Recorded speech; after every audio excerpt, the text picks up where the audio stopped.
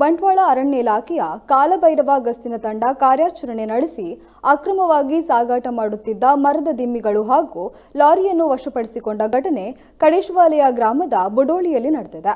ವಶಪಡಿಸಿಕೊಂಡ ಸ್ವತ್ತುಗಳು ಹಾಗೂ ವಾಹನದ ಮೌಲ್ಯ 5 ಲಕ್ಷ ರು ಅಂದಾಜಿಸಲಾಗಿದ್ದು, ಕಾರ್ಯಾಚರಣೆಯಲ್ಲಿ ಬಂಟ್ವಾಳ ವಲಯ ಅರಣ್ಯಾಧಿಕಾರಿ ರಾಜೇಶ್ ಬಳಿಗಾರ್, ಉಪವಲಯ ಅರಣ್ಯಾಧಿಕಾರಿ ಪ್ರೀತಮ್ ಎಸ್, ಯಶೋಧರ, ಅರಣ್ಯ ರಕ್ಷಕರಾದ ಲಕ್ಷ್ಮೀನಾರಾಯಣ್, ಜಿತೇಶ್ ಎ, ಸಿಬ್ಬಂದಿ ಪ್ರವೀಣ್ ಕಲ್ಮರೆ, ಭಾಸ್ಕರ್ ಅಡಿ, ಜಯರಾಮ್ ಹಾಗೂ ಪುತ್ತೂರು ವಲಯ ಅರಣ್ಯಾಧಿಕಾರಿ ಕಚೇರಿ ಸಿಬ್ಬಂದಿಗಳು ಸಹಕರಿಸಿದರು.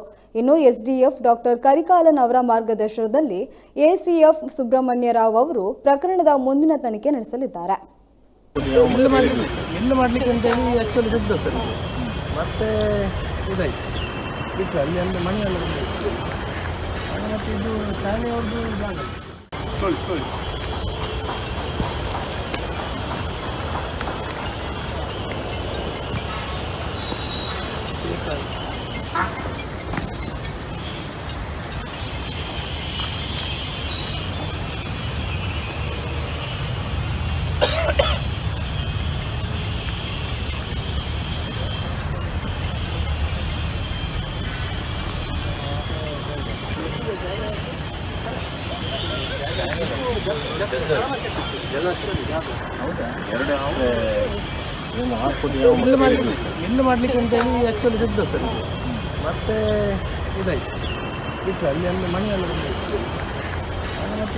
ಶಾಲೆಯವ್ರದ್ದು